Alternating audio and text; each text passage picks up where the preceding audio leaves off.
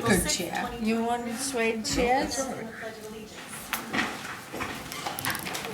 And the flag. I pledge allegiance to the flag of the United States of America and to the republic for which it stands, one nation, under God, indivisible, with liberty and justice for all.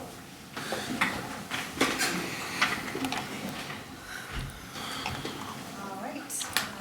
Because we have members joining us remotely, we will be taking all of our votes by roll call. So to begin the meeting. So, Chairman LaRue, Yes. Gaffney, Yes. Pavino, Yes. Infembo, Yes. Natola, Yes. Sutherland. Yes. Okay. The town of Burlington will be holding the April 6th, 2023 meeting of the planning board as a hybrid meeting. The governor issued an executive order on March 12th, 2020, authorizing remote meetings under General Law, Chapter 30A, Section 20, and extended by Chapter 2 of the Acts in 2023, including permitting remote meetings and participation until March 31st, 2025. As always, members of the public are welcome to attend this in-person meetings.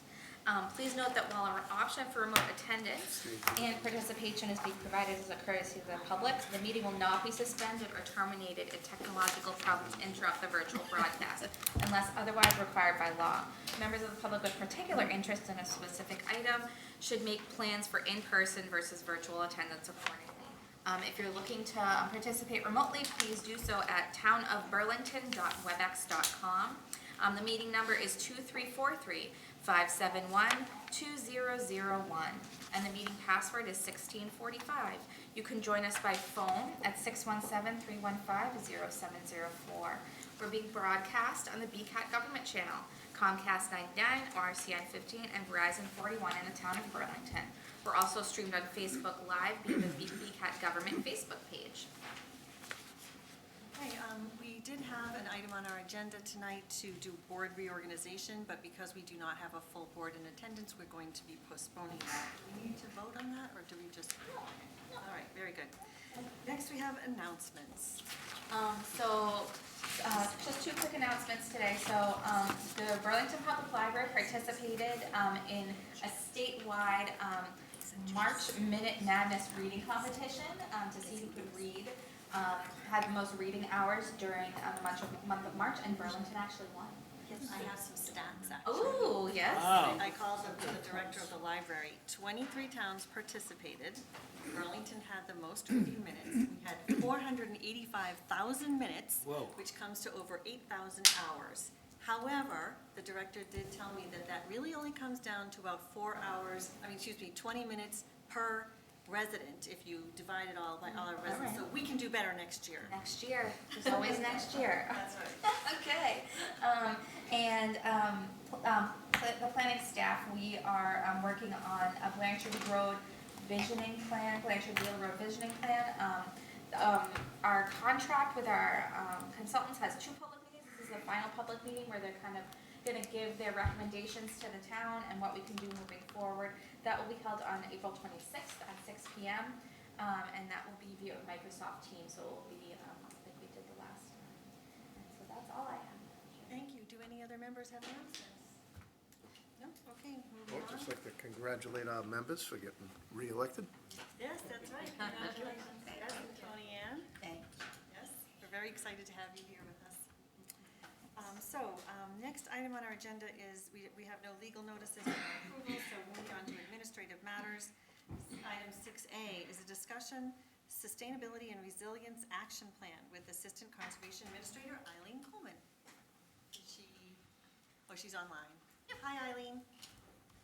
Hi, can you guys see me and hear me? We can hear you, but we can't see you, Eileen. Oh, sorry. How's that? I should be appearing in a moment. Oh, there we go. There we you go. are. Thanks for having me, everybody. If it's okay, I prepared a few comments and it'll take about 2 minutes of your time. Thank you. Okay. So in guiding development in Burlington today, we, meaning the planning board, the other committees and staff, have to be cognizant of changing conditions, including more intense storms and frequent droughts, increasingly restrictive regulations, as well as market preferences. So the choices made today remain beneficial tomorrow. That's what how sustainability is defined.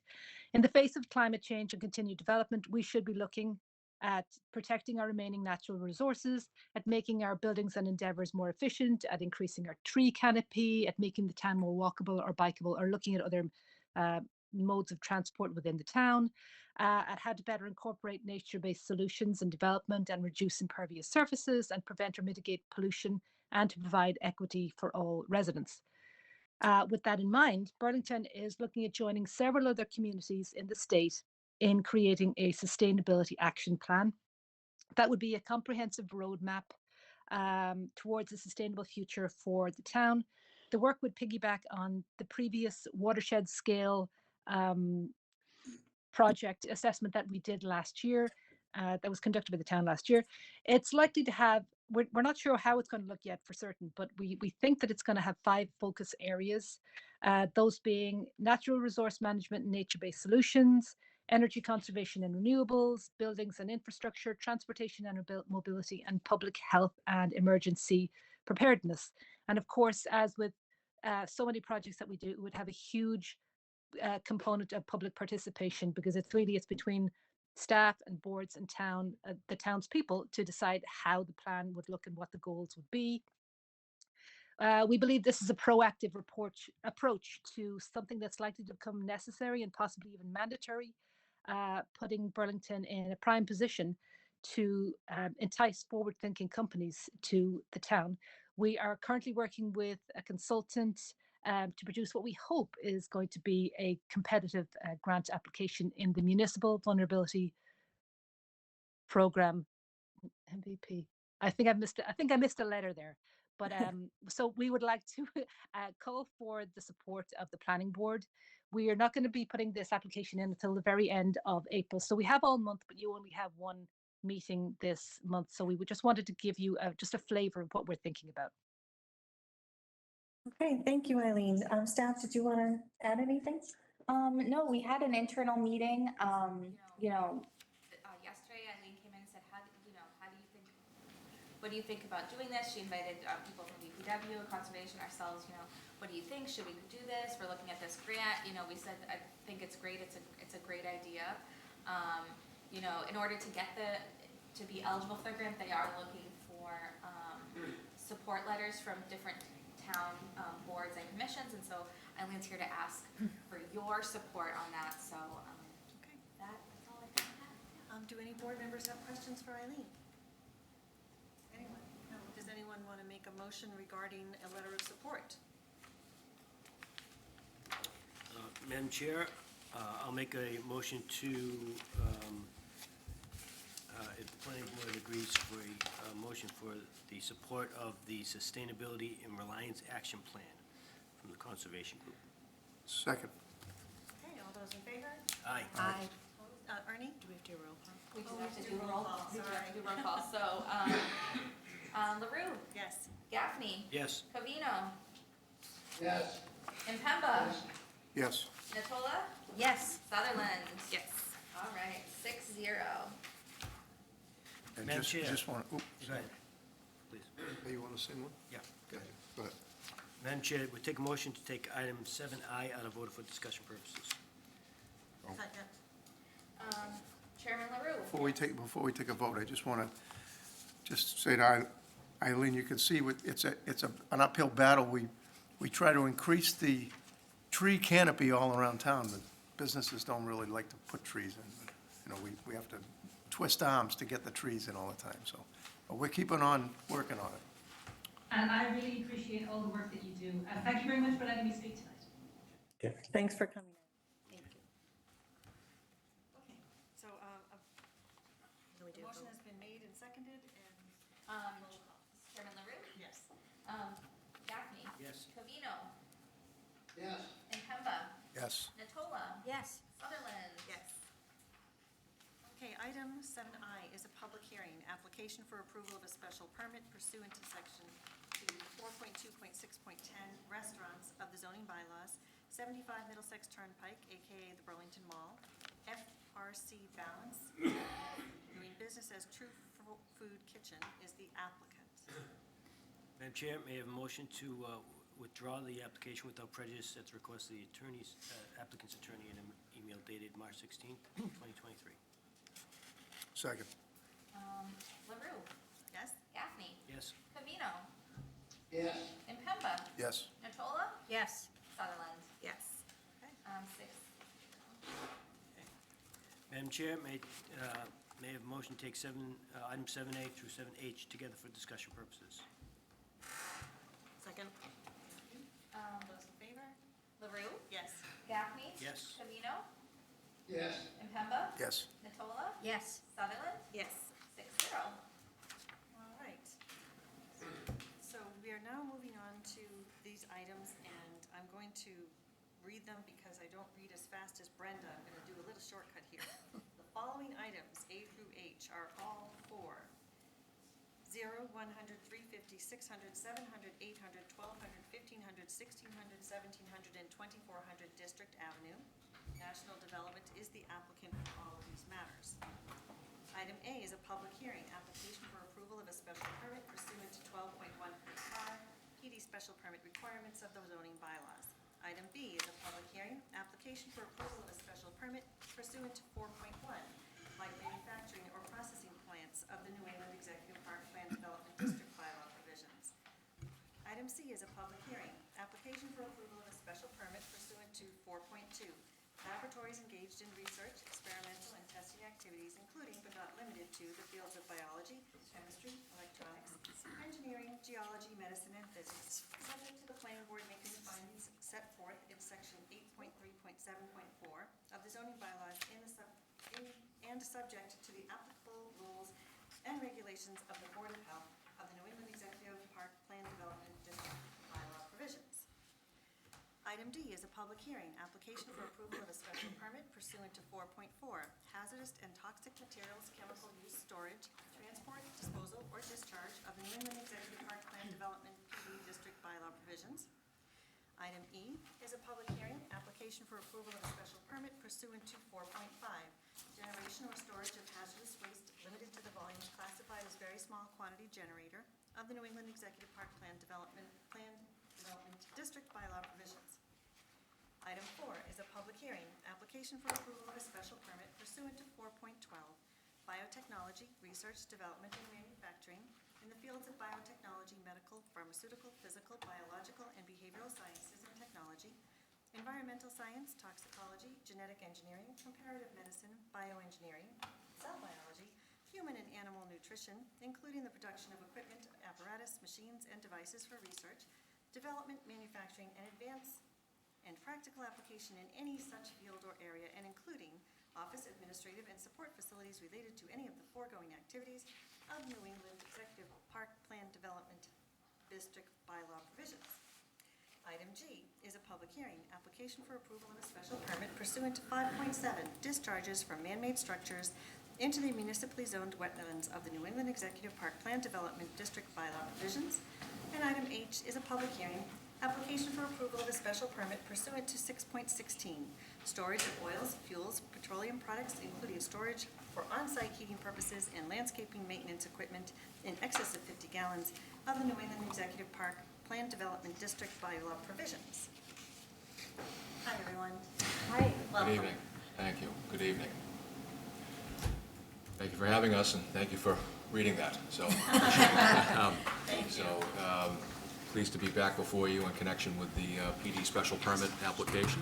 It's been submitted. For the record, Attorney Mark Vaughn with Reamer Bronstein representing the applicant, National Development. I think you remember Katie Snyder, obviously with National, and we have a few other folks that will present here tonight at some point. But I know we gave a very detailed overview of the project at your prior meeting, and again, this is for the kind of repurposing of portions of the District Burlington for life science and lab purposes. And again, I know we had a detailed presentation at your prior meeting back in March that we don't anticipate going into that length of time again, but I know that a lot has taken place since we met with you back in March. And just thought quickly, and I don't have much to say, which I'm sure you're probably pleased to hear. I'm going to turn it over to members of the team just to kind of update some things. But This is just the agenda for what we're going to talk about a bit tonight, just updating you on what's transpired since the last meeting, and also kind of focus in tonight on, and I think based on a subcommittee meeting that we all had, it made sense to maybe just focus tonight's discussion perhaps on Building A and Garage A, which is the location of where that 5-over-5 building was going to be, as previously approved by the board, and also the Vine Brook Walk, which I know folks have been interested in. So maybe you can go to the next slide, but since we met with the board back in March, this is again just kind of a list of the different meetings and the boards that we are meeting with and discussing the project with. But met with the board obviously back on March 16th, and subsequent to that, we had our first public hearing with the Conservation Commission on the 23rd of March. Again, portions of the property are within Conservation Commission jurisdiction, and felt that that meeting went very well. I think there's appreciation, acknowledgement, I feel, in terms of the improvements that are being made, particularly pulling back a lot of the pavement along the Vine Brook area between our site and Leahy. And we also met with the Board of Health a couple of weeks back, and they submitted comments to the board. I think they approved the project, or recommended approval with certain conditions, which I think have been passed along to the board. Most notably, last week, we did have a site walk with members of the planning board, and appreciate those that could make it, taking the time for a pretty chilly and gusty day to walk the site, but thought it was very productive and helpful for you all to kind of see in real life what we're talking about. And then, obviously, yesterday, we did have a subcommittee meeting as well, where a lot of the details of the project were discussed in a more finite nature. So, and here we are tonight. So, again, I think that we wanted to maybe just drill down a little bit on pieces of the project here tonight, understanding we'd be back at your next meeting in May. So, maybe I could, Katie, do you want to? I'll leave 1 minute. Yep. While you're pulling that up, I just wanted to quickly tell Yep. the board members who were not at the subcommittee meeting, what we talked about and what Mark is referring to is that because this is such a big project, we want to break it down into bite-sized pieces. So tonight, we're going to look at, as Mark said, Building A, Parking A, and I guess you want to do the Vine Brook Walk as well? Yeah. That is a change, That's fine. and I wanted That's to note that, only because we wanted to address as much in the riverfront good. prior to our meeting with conservation, so. Then at our next two meetings, we'll take on other sections so that we are not trying to do good it all idea. at once. Okay? Yeah. So we're going to try to restrict our comments to those areas tonight. Thank you. Makes sense. That was my update. So that's perfect, and go right to the team. So that's exactly it. So we appreciate the time people have taken to join us on a site walk. I think it was very helpful to our process and understanding sort of the ideas and thoughts that the board may have for the project. As Mark mentioned, as you mentioned, the subcommittee meeting was very helpful. I think we were able to address a few of the comments that we heard yesterday. We didn't get to everything yet, but we even have a couple new updates that I'll let David and Chris speak to in the presentation. But that basically is my update. But we did add in the river walk as a sort of focused approach for today, just because we knew we would be back before conservation in a couple weeks, and we thought we could hear comments in those areas. It'd be helpful. So with that, we can probably go to the next slide, and we can dive in, sort of start at Life Science Property A, so next to Building 700, the furthest away from District Ave. And I will give David, do you want to sit here, guys? Is it easier for you to look at the? That might be better. Yeah, that's how we did it. Yes. Let's stick with the picture.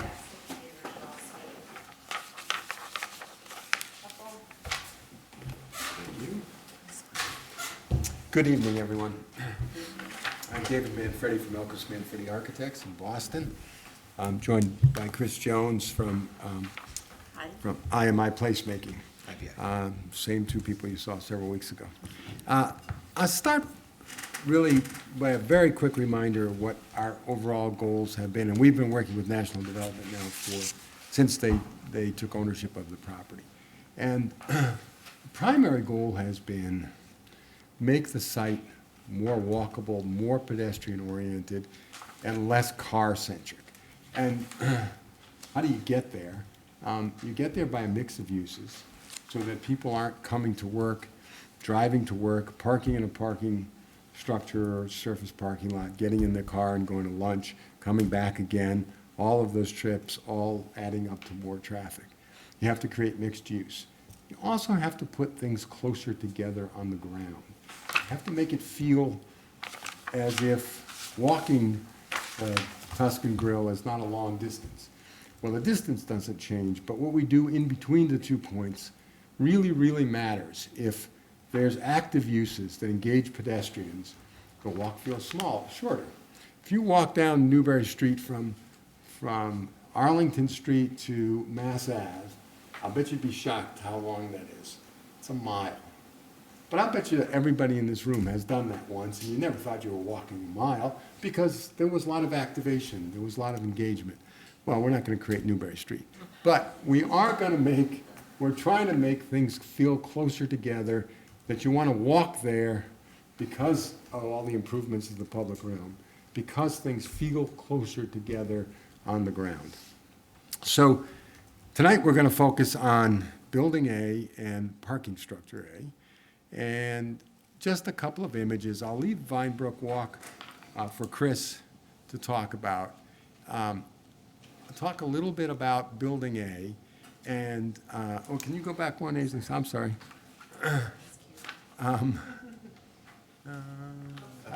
Yeah, other direction. Oh. So we know that these are two really, really important sites. They have visibility from 128. They have visibility from District Avenue. They frame the west side of that important park space. That's the termination that you see in the lower left. And so with that comes obligations, meaning that we want buildings to define space. We know the best open spaces are spaces that have definition, have edges, and they don't just leak out. And so both of these buildings, the office building and the parking structure, address the street in a very positive kind of way, meaning they create an edge. Their public realm improvements that Chris will talk more about, you'll see everything's being done to slow down the traffic, change the pavement, change the scale of things so that you do slow down. And we're trying to make the site permeable, and what you're looking at on the right is the pedestrian connection between the new building, Building A, between Building A and Parking Structure A that leads over to the Burlington Mall, and make that a really attractive path. Think about great spaces around the world. You come to them through all sorts of different portals, but they typically have pretty defined edges. You can go to the next one, Aislinn. So there's the two sites, Building A, Parking Structure A. Like I said, lots of visibility. Obviously, we like the visibility from 128, but in a way, not just because it gives you naming rights or signage opportunities, but because it establishes a change. It establishes a sense of quality and the future of this site. If you look at the rendering on the left, you can see a 6-story building. You know this is office and life science. It means that it does have a mechanical penthouse, not occupiable, that's above those 6 stories. And you can see in that drawing a base that we don't really believe that there's retail opportunities this far away from Mall Road, but that we can have active uses. We can have a lobby that has amenities for everybody around, and it can feel like a really active edge. That it can have a kind of middle in a kind of traditional street wall, and then has a top, and that top, in this case, happens to be the mechanical equipment that will be entirely screened, almost entirely enclosed. Some equipment can't be enclosed, but all of that means that acoustically, that sound won't reach the ground. And of course, we have a lot of ambient noise. The other thing I wanted to point out, and I'm going to blow it up in just a second, is if you look at Garage A, we thought about, and you'll remember there was an old scheme that had 6 levels of parking and 6 levels of office, and I know there was lots of concern about that, because it was not particularly friendly to the street. Now we're bringing the building and the people to the ground. And when we looked, again, since probably the biggest thing since we saw you last is we want to create an active edge on District Ave. So if you go to the next one, Aislinn, you'll see that we've changed the garage. We've added on the east side, along District Ave, our bike room. There might be another active kind of use like dry cleaning drop-off.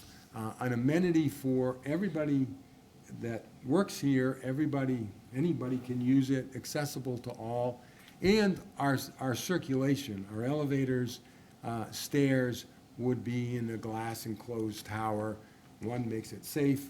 We know that the most difficult place in any parking garage is around the elevators. You want to make them very transparent so people do feel safe. But what we really want to do is create an active edge, and Chris will talk a little bit about how we see that edge between face of building and curb, that it can be a place where we have outdoor seating, that people can, because we'll get good daylight, where people can come out and eat their lunch. So we're looking for every opportunity to make that parking structure as friendly to the pedestrian as possible. And then, and you can see in Building A, those are all tenant, there's, the lobby is in the northeast corner, that's all tenant space on the east side and tenant space on the west side, meaning that it will take advantage of that daylight and take advantage of that edge, and so it won't be opaque. Aislinn, go to the next. So this is a long view across the park, which is such an important space. And you can see how we're trying to frame that park with a series of buildings. First, it was the addition to 700, that base addition to 700. And now it's Building A and Garage A, so that the park has really defined edges and really becomes a destination. We're not trying to sell you anything there. We're looking for a green space where people can gather, but you can program and have events. You can just see the stair tower on the left of the garage. You can see the base has this continuous kind of retail storefront. Maybe a little hard to read, but there's a big sign there that says bikes. We've done a couple. We did one very recently with National Development, with Katie, in Watertown, where we put the bike room on the front of the building on the first floor. And we made a very big deal out of it. We lit it, we put murals, curated murals on the wall that's all about biking.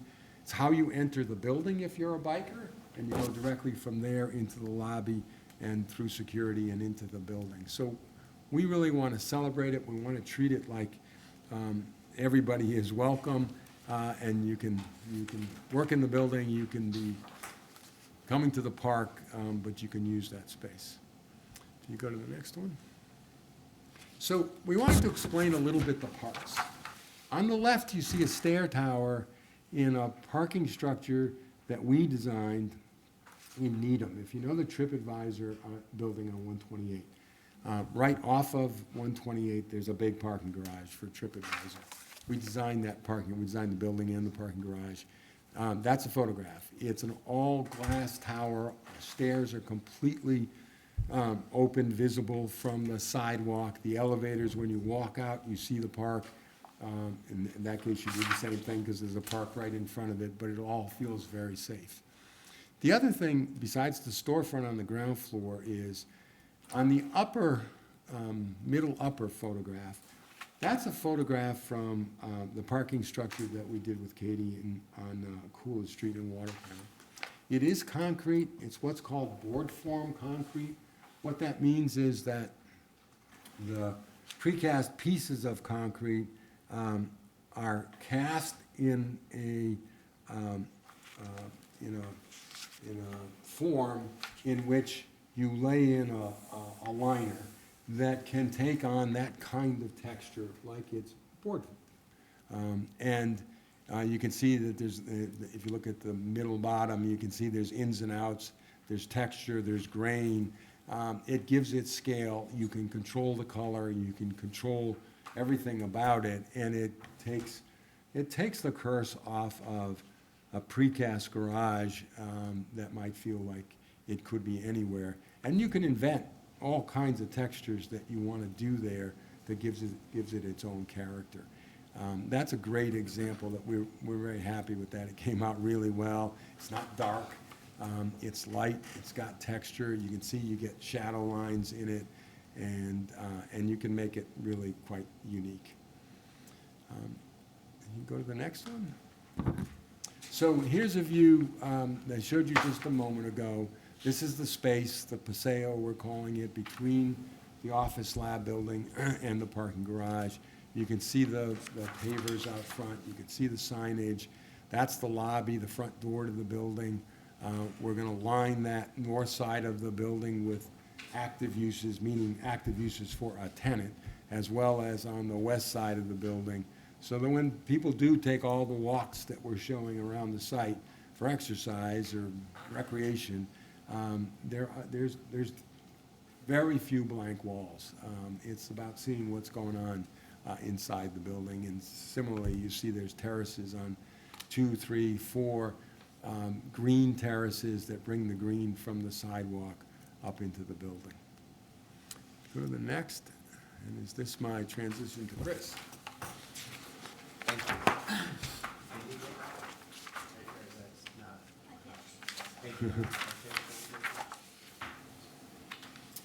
On that last slide that she's going to bring back, David touched on the idea of permeability in terms of the permeability of the site from the views and connections. But this image also, and it was good when we walked, did the site tour. It was really helpful to hear like live feedback. And one of the comments was to this image when we stood here was, well, can some of that paving be permeable? And that is the intent, so that we can not only mix up, say, the vehicular unit pavers as a permeable unit paver, provides not only the permeability into the ground, but the permeability through the site. And I think that's a nice add. And also because of the wider joint in the field of vehicular, you get a little sort of a rumble, a slight rumble quality, which is also part of traffic calming. So we think that's a nice addition that would be a part of the overall variation of texture, color, and supporting the sustainability of the site. And this is just a sort of a brief overview before I zoom in on the Vinebrook itself.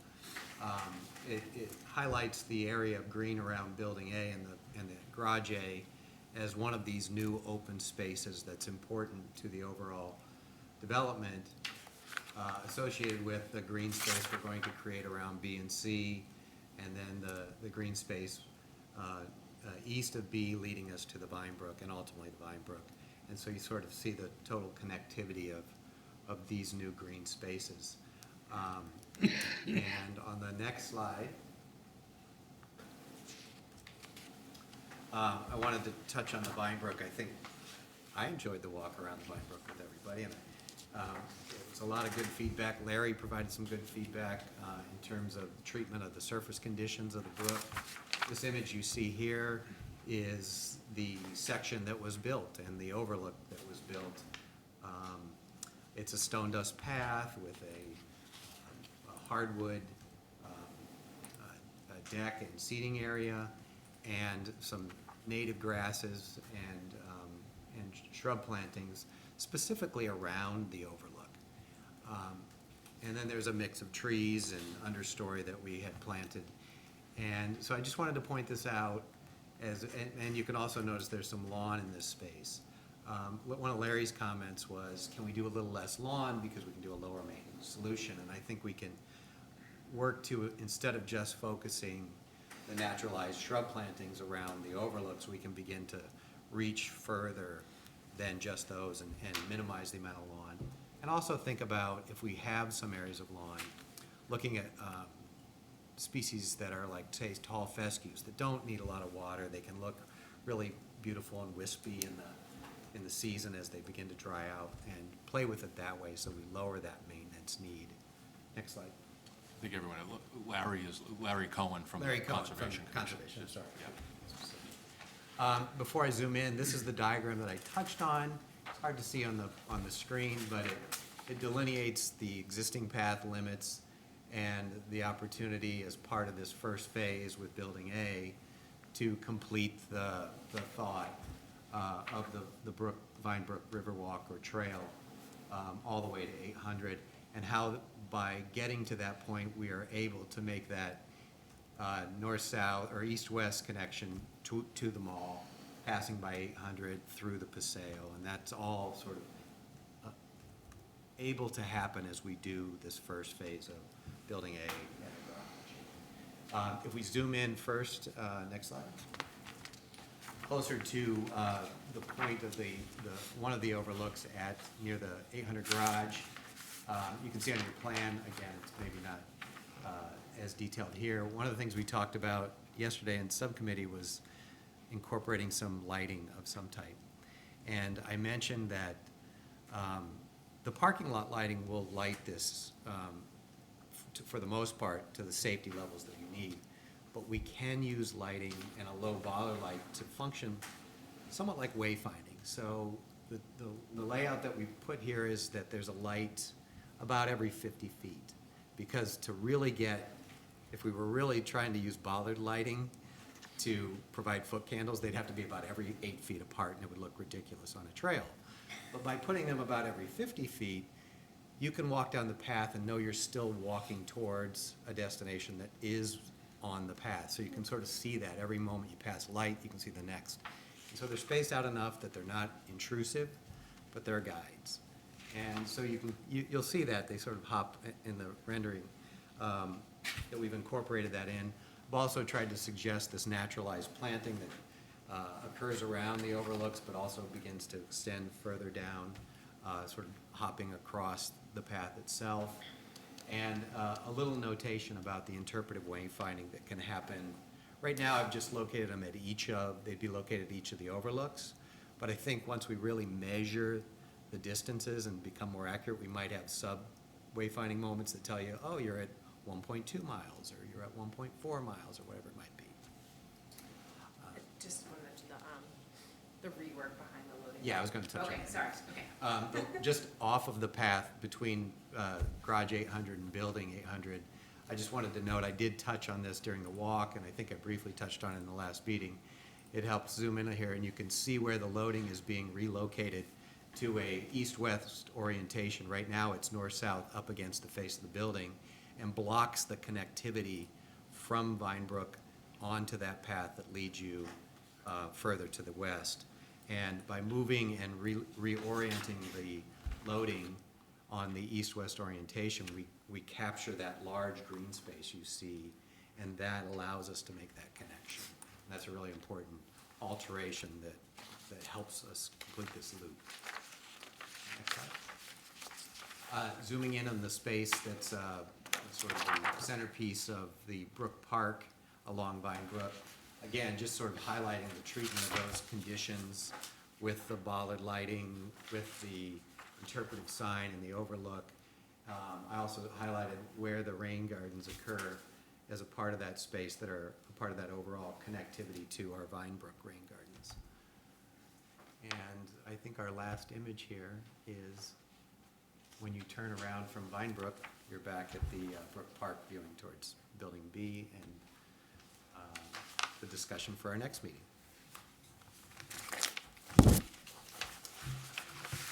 That's our presentation. I'm sure you get some questions, comments, but yeah. Well, I'm sure everyone has questions, and I'm going to give Liz a chance to jump in first. Sure, so,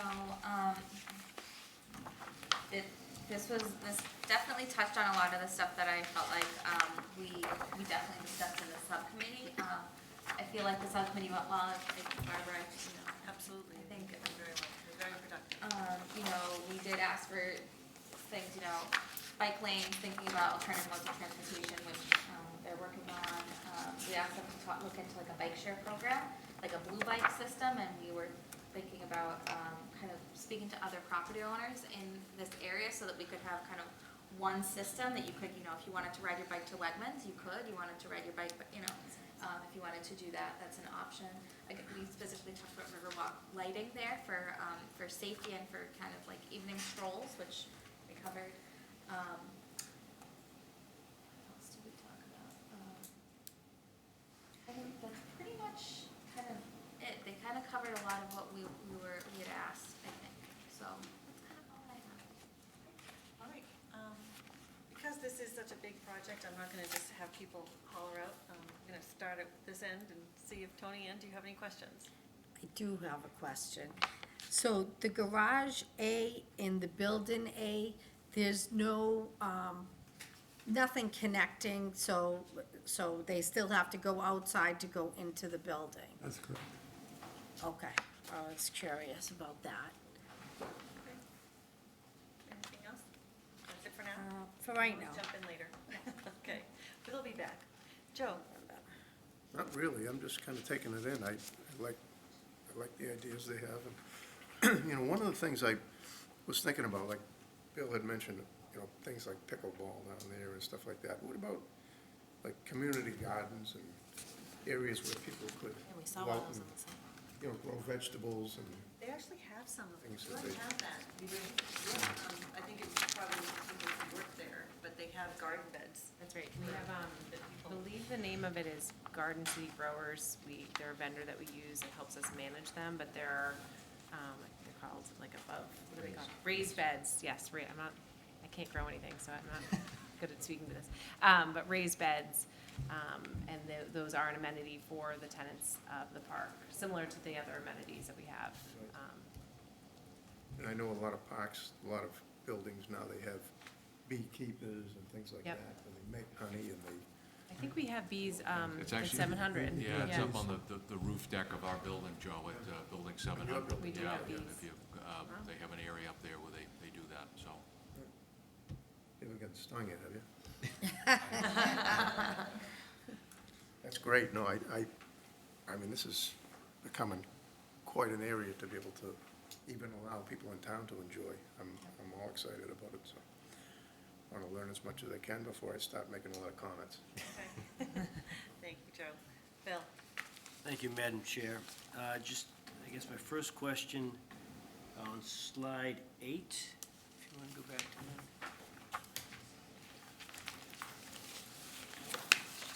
Want to put it up or not? With building A is, we talked a lot about life science buildings and having an internal room that is used for chemical storage, but for explosive, an explosive room, or kind of an imploding room where the walls are softer and can implode out.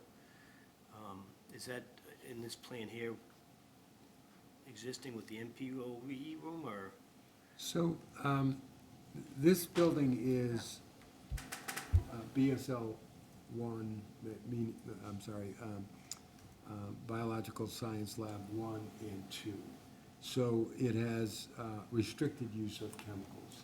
And you don't have, you have restricted use of anything flammable. So there are restrictions around chemical storage, chemicals going into the building, chemicals going out of the building, but not the kind of restrictions you're talking about, of the really highly explosive type. And what's governed is quantities. So you're governed how much quantity you can have on each floor of the building, and the higher you go up the building, you get less and less quantity of any sort of flammable, because if there is an incident, harder on an upper floor than it is on the lower floor.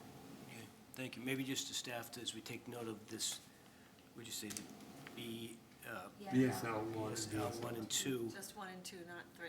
Yeah, yeah. And then if that would need those explosive rooms, and we've I talked could about do those, some that they research on add it, on, but you We know, can reach out to the Board of Health we as can well. talk to the Board of Health as well, but I think so, yeah. and maybe limited to that, because then, you know, I know in the past we've had You don't have other to. folks add on those buildings, because maybe the buildings originally We were did 1 and talk 2. about that at the Thank sub, you. at the But sub-meeting. I don't know if that Thank Okay, you. thank you. Something I think I'm on to, the address of the parking garage in Watertown?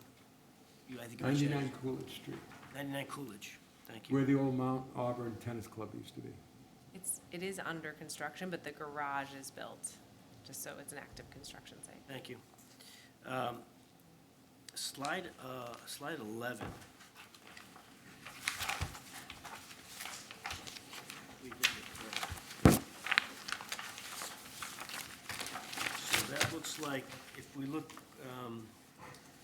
and again, it may not be exactly, but it looks like this, the pedestrian walkway between the garage and that would, the building 699. Is there any curbing there, or is it just pavers and then more pavers? The Paseo is envisioned to be a combination of paving, seating, and planting, so it may not be fully legible in here, but. I guess my question is is a car able to come down the pavers Oh, front and that then condition. in front of 699? Right now, we're showing is it flush? Right, it's flush, so is there any, so what, how wide would that be going into that walkway? Can a car go in there? It looks a little foreshortened, but it's wide enough for, I think, a vehicle and a half. Is it there a one way we in? can put planters in there so a car can't get down there? Or Yeah, is there? yeah, that would be the intent. Yes. Okay, thank you. I hadn't thought of that, but that would not be good. Only because we have something similar where I work, where there's actually, they have deliveries down there purposely, but people do walk down there, and it does get dangerous sometimes. Depends what you get going on, but if there's no intention to have a loading dock down there or But, something, then that would be, no access there. something, if it's gonna be okay. bollards, it should be metal bollards and architecturally, not plastic ones on the top. And just a general one I didn't ask last time, is how many square feet do you have to build until you have to get town meeting approval for conditional? So we, with this plan, because remember, we're taking 2 buildings down in addition. The net new, I forgot the exact net new, but I know we'll be at 1.3 million throughout, with a cap of 1.5. 1.5, thank you. 1.5 million, so we'll be under the cap. Perfect, thank you. That's exactly what I was looking for. Thank you, Madam Chair. I can get you a more exact number, That's if that's a fine. rough That's great. number. Oh, yes, I have a couple. So remember at the opening of it, you all had presented with the pathways kind of around, that there were the different distance pathways. Is that still, That's still the intent. okay. So do those then go all the way to the other, those just go to District Ave? Or do those kind of go all the way over closer to the mall? The loop that we originally created would be a combination of walking the Vinebrook Trail, coming down to District Avenue, walking District Avenue up to 24, and then making their way back to the trail. Okay, So it's, Gotcha. and that would have to be, way found Yep. with signage, so you understood the distances. okay. So that was one question. And then my other question I had was, technically a little outside the A zone, but still technically in the area. The existing pedestrian walkway on the other side of Building 600. In the imagery, there's no like sidewalk currently or planned. Will there be a plan for there to be a We sidewalk? actually, we were talking about that earlier today, because we've always shown, I think you're talking about the blue arrow. Yes, and on the imagery on slide 7, there's no like actual spot for someone to walk. We were, yes, I think today people may use that, but I don't think there's a, as defined as I would Yeah. say the spots further down. Right. Call it the ring road. But it is Add-in. used today, but it's not truly shown here as an improvement as it currently Okay. stands. That's correct. It's kind of a It's a off the path connection, need to fill the gap. right, right. So there's not, so is there the plan to make a true We pedestrian could look at that. We connection? actually flagged it today as something that we've been showing and people we know use. I think when we were on our walk, we were trying to figure out where that path went. And we were planning to work on that as part of our sort of follow-up to preparing for our connectivity discussion, so Okay. we have it on our list. And then, the garage A in the back corner next to the Paseo, closest to the mall. Remind me, is there a pedestrian exit there? The intention is that there would be a stair there, so Oh, yes, okay. you could Okay. take the stairs down and exit that way. Yep. Alright. While we're on that, just because I was yeah, going to ask a yeah. question about the exact same thing. That was my last question So anyways. we talked a lot about making the stairs glass so people feel comfortable in the front of the building. Are they going to feel comfortable in the back of the building? How will we make that also feel safe? So our intention is that that stair will also be glass Okay, enclosed. great. I was hoping you were going to say that. So are these both stairwells on either corner? Both stairwells. And in they'll it. both be glass? I imagine the stairwell closer to district might be a little bit more exaggerated, possibly wider stair. The It's a bigger- staircase, it's a bigger vestibule. It's got the elevators in it, Right. so it is a bigger Right. volume. Right, but I think the thesis too is that, you know, the future Macy's could be redeveloped and we want all of that to feel like as much a front door, this first phase as it is.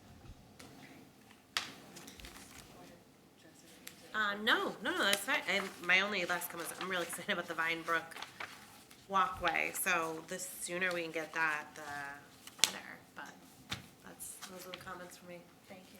Bill has another question? Sure, just on the pass-throughs, as we walked around the other day, there was one, I think it was near Building 500, that had the nice stone benches on either side of that. Was that where that was located?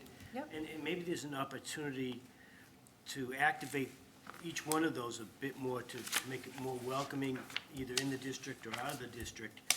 You know, maybe similar on each one of those, or maybe, you know, a pergola or something to kind of show more of an entrance to that perhaps. That's just my thought on those areas. Okay. Thank you, Madam Chair.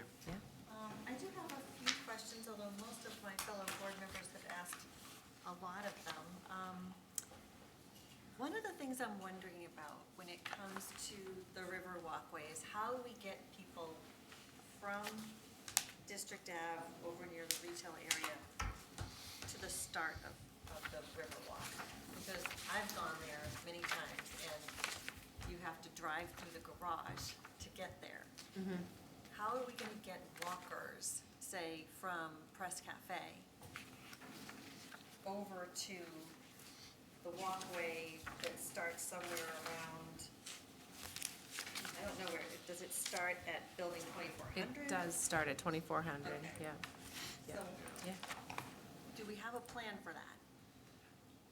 I don't think we've formally, I have an idea. I don't know if we've talked about it as a Yeah. team, but I think there sort of needs to be a sort of a ceremonial trailhead near Yes. That'd be nice. Pressed, probably in that little green space outside of Feng Shui.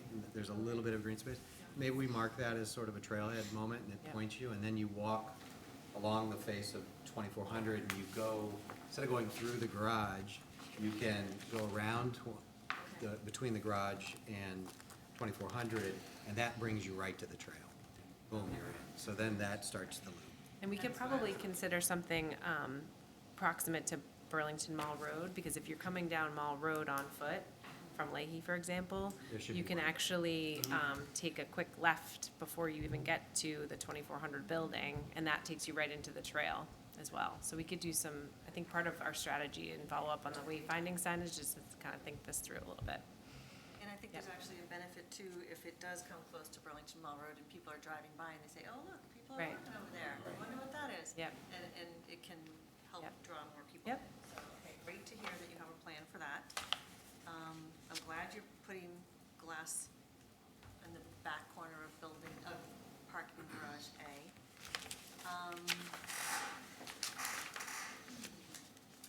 At some point, I would really like to get a rendering, like you've given us for the front of Building A and parking garage A.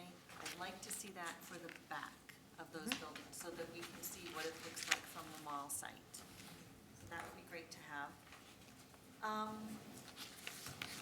Have you thought about, just as something fun, especially around the Riverwalk, but anywhere within your park, I see it a lot more now. People are painting their electrical boxes. You see it all over Lexington. It's very charming and engaging. I have no idea how much it costs to hire somebody to do that. Doesn't look expensive to me, but I'm not an artist. So it's something I thought, you might want to consider, if not everywhere in the park, perhaps those that are visible from the Riverwalk. I think it would make it look so much nicer. It's an opportunity to engage with people, and you already have this rather ugly gray electrical box there. Why not make it look great? Maybe the high school art department could help on that? Yeah, if it's too expensive to hire an artist, maybe we send the kids down there to do it. So I don't know how that works. I always but- thought, where I carved my initials into the concrete years ago, it was proud to show that was my No, Bill, spot. they're not allowed to do the painting. But I'm saying, if other students years later, they come by and say, hey, that was mine. Yeah, that's true. And then also just sort of another shout out there for outdoor art that we did talk about briefly at our last meeting. If you wanted to consider doing that, it's something that, as a town, we're trying to encourage more of that. I know that it's happening at some other business sites as well as here in the town center. So if that's something you would consider, perhaps along the walkway. Yep. We would just love to see you do that, and we would encourage that. Great, open to it. I think that's all I have. Oh, and I forgot to ask Ernie. Ernie, I'm so sorry. You've been quiet, and I forgot to ask you. Please go ahead. Not a problem. I've been listening to everybody else, and everybody has just about handled what comments that or questions I might have had.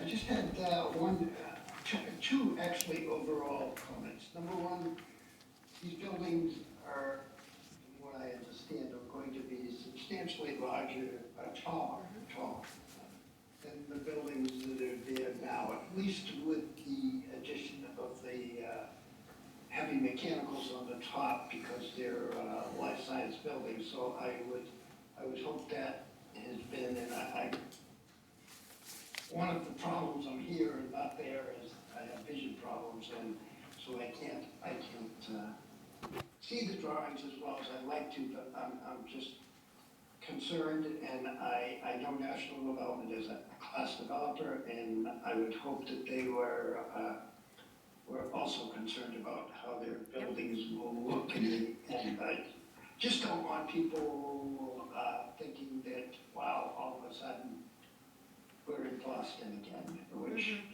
all of us have heard. And I understand there's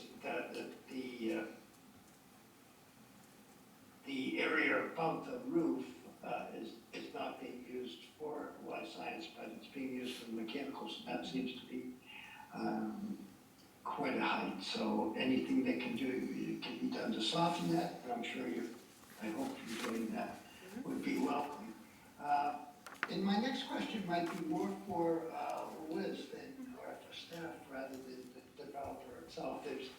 There's 3 islands in this park, or parcels that are not part of the PD. Have we had any communication at all with those 3 landowners, Liz? And if so, if not, is there any reason to do so?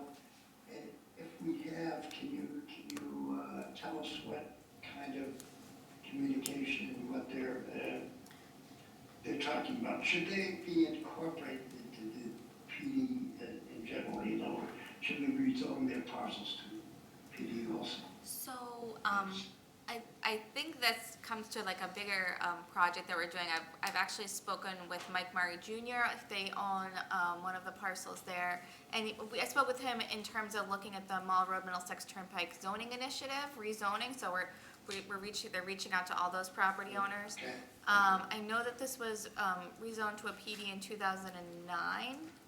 I wasn't here for that. I don't recall the history of why the certain parcels weren't incorporated in there, but I do know that Katie has mentioned that they've been in contact with those property owners, and I think they work pretty well Yeah. together. Yep, we've spoken to Mike Murray.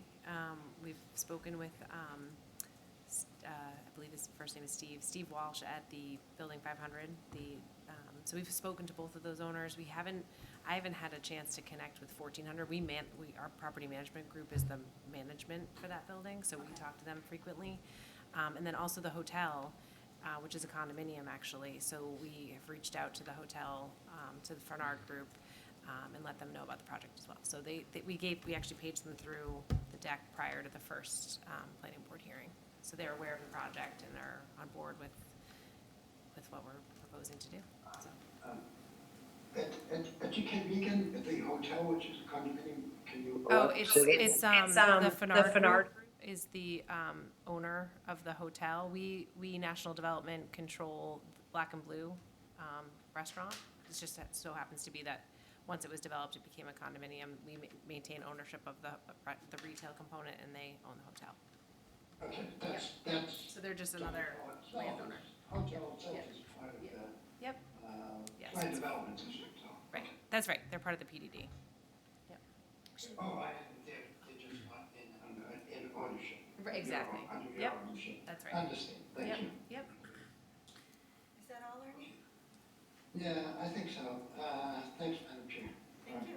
Ms. Chair, thank you. Thank you. Jessica, did you have another question? The other thing we discussed at the subcommittee meeting that I think you had requested also as a part of the first phase is the Mall Road median, yes. Let's talk about that. Sure.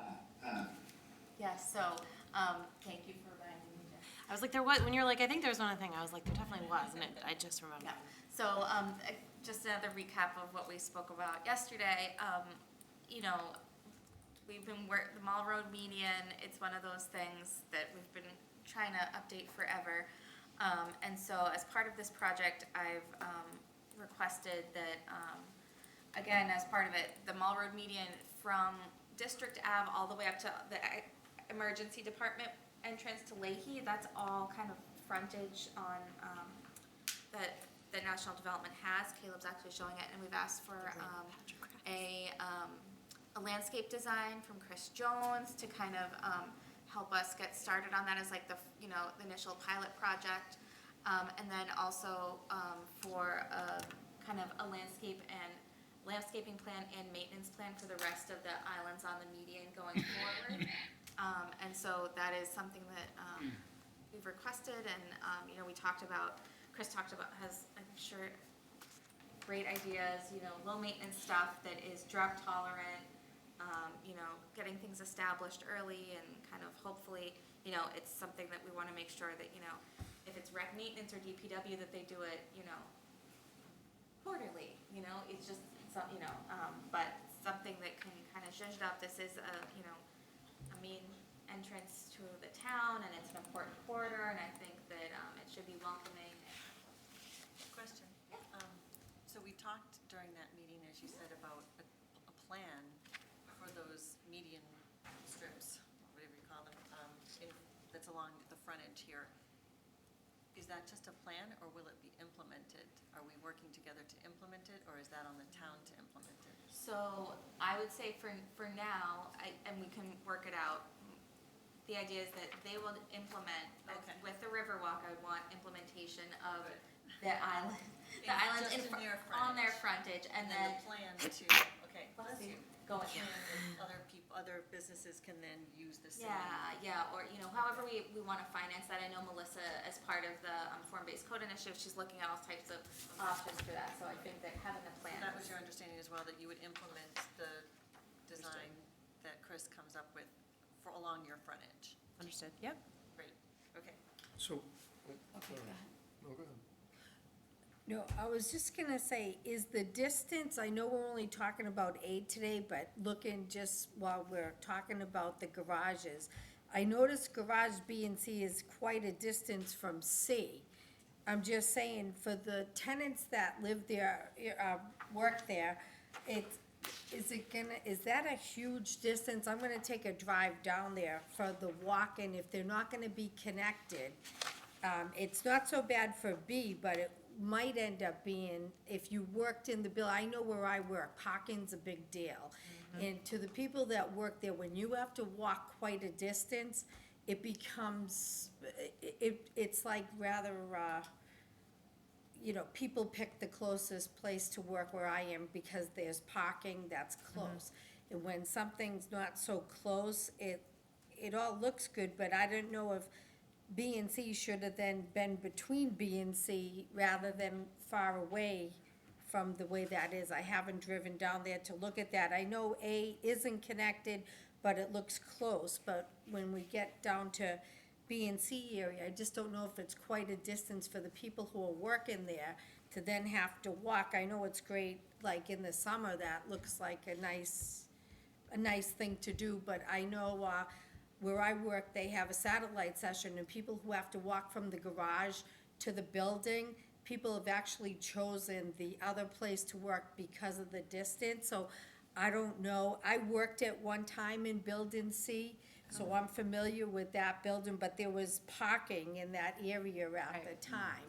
So I just don't know if eventually, I don't know if the people there, if that's a big deal, but I don't know if, just to bring that to your attention. I know we're not talking about B and C, but that's why I asked about the buildings connected, because I know that's like a big plus with everybody who works in a building when it's colder or rainy or windy out. Sure. So that's all I wanted to, before we even did guessing doing their designs, that's, I wanted to I put that. appreciate that. We struggled with, we always struggle with balancing all the pushes and the pulls of trying to kind of position the buildings, but that was definitely a consideration, but we can go into it when we get. Yeah, sure, I B, just, but we'll that's why I be sure had to asked respond to that that. question, Yep. was more so for B and C. Yep. Eventually. Yeah, just a quick question. So just where you had brought up the off-site onto the Mall Road, that strip in the Mall Road, and I thought this might be more appropriate for one of the future meetings, but where it was brought up, I'd say one of the most challenging intersections in town, or the exit from, I think, District, taking a left on the Mall Road, which would be going west, right? I don't know how many times I've come out of there and wanted to take a left on the eastbound traffic lane. And I think they now, they put some, Where are we? I think they put some stripes on the road, but like, broken stripes on the road to direct people onto the other side of the road. But it's still, you want to take a left because you're not, it's just very difficult to I always take a manipulate that. right, just because So it's easier. difficult. Yeah, Okay. you almost can't Yeah. tell that you're supposed to take a wider turn to the left to get onto the other side okay. of the road. I don't know if that can be looked at all, because, Vinod, our traffic engineer's not here, but we can certainly talk. I think we did talk about maybe just something as simple as, pavement arrows or something. yeah, I think they have, I think recently put some broken white stripes Yeah. to try to direct people further out, but I'm wondering if there's something else that can be done there, Sure. signage, something. I'm not positive how you do it, but it's just every time I come out of there, I want to take a left on the wrong side of the road, but it's, Take a right, just because it's easier. but that's me, I'm just, as I get older, it's just, more difficult to remember where I'm supposed to be going on the roads to begin with. All right, thank you, Joe. This is a public meeting. Is there anyone, Madam- oh, sorry. Madam Chair. Yes, sir? Just one quick comment as far as the plan for the median. Can we make sure that the landscape architect coordinates with whoever is going to be maintaining that eventually, either DPW or rec maintenance, whoever it is, so that we don't get a plan that, you know what I'm saying? Yes, absolutely. That was something we talked about in the subcommittee. Thank you, Ray. Okay, great. So this is a public meeting. Is there anyone in the audience online who would like to speak on this matter? Please raise your hand. Okay, seeing no one, I think this was a very productive discussion. Do you feel like, do you have any questions for us before we move on? No, I think we have a few homework assignments to follow up on, and we'll be ready for, I think it's May 4th, right? We don't have another, yes, okay, so we'll be planning for that. Okay. I know, Do you have Leslie, no, I think that scheduling another subcommittee meeting between now and then as well. I will send out a doodle poll on that, so Okay. everybody be, Watch for your doodle poll. watch for a doodle poll. Okay. All right. Madam Chair, may I make a motion to continue this public hearing to the planning board meeting of May 4th, 2023? Second. Vice Chair LaRue, Yes. Gaffney, Yes. and Kemba. Yes. Natola. Yes. Covino. Yes. Sutherland. Yes. 6-0. All right. Thank you so much. Thank you. Thank you very much. Thank you. All right, next up on our agenda is meeting minutes. We have meeting minutes for February 2nd, 2023. Did all members have a chance to review them? Yes. I need to abstain? Anyone else need to abstain? No? Okay, now I am ready for a motion on minutes. Madam, may I make a motion to accept the minutes of February 2nd, 2023? Second. Vice Chair LaRue. Yes. Gaffney. Abstain. Impemba. Yes. Natola. Yes. Covino. Yes. Sutherland. Yes. So 5-0-1. All right, we do have a few discussion items that we need to deal with before we go. Liz? Yeah, sure. So just a reminder, we're not meeting until May 4th. We actually have a couple more items on the agenda. May 4th is also when the district will be opening their subdivision, which is, as you remember, really close to the building A, that intersection with 700 district. They have to shift around some lot lines, so it's going to be an amendment to an existing subdivision. It will still be the same our usual subdivision process on that. And then we are actually, I'm working with Melissa Tintopoulos, and they're finalizing a form-based cone design charrette. We actually toured yesterday, Caleb and I and Melissa toured 25 Mall Road. It's owned by Piedmont Development, and they are offering conference space free for us to do a 3-day design charrette with the consultants. The date is gonna be, is it late May? It's going to be late May. They've thrown it'll be midweek because as they were saying that initial discussions have been like maybe like a Thursday, Friday, Saturday, and there's been some pushback about a weekend, so they've decided to have it during the week. It'll be a Tuesday, Wednesday, Thursday. They're finalizing the details, so I don't think we want to say any dates to have any confusion for now. But once that is established, we will definitely let you guys know, and that will be posted different places on the town website. Yep. Do we know how long usually the shred is? So it's kind of a 3-day interactive, intensive. Like all day, or is it a couple hours a day? I think it's a couple hours a day. I think some of it will be, it's gonna obviously be open to the public, but I think there's a tentative, kind of schedule, that I wanna look into, but they're still finalizing it. But basically a shred is an intense planning effort where, there's modeling, you really get down and dirty into planning. And so, hopefully, I think it's gonna be really exciting, so. Would it be possible on one of those days, probably the Wednesday, to have it later in the day for working people? I think so. 5 to 7? I will definitely mention that to Melissa, but I think that would make a lot of sense as well. And I'm going to ask my fellow board members, for all of us to sort of take a look at our schedules in advance so that we can try to have everybody pop in at least one of those 3 days to spend some time with it. I know it may not work for everyone's schedule, but let's give it our best effort.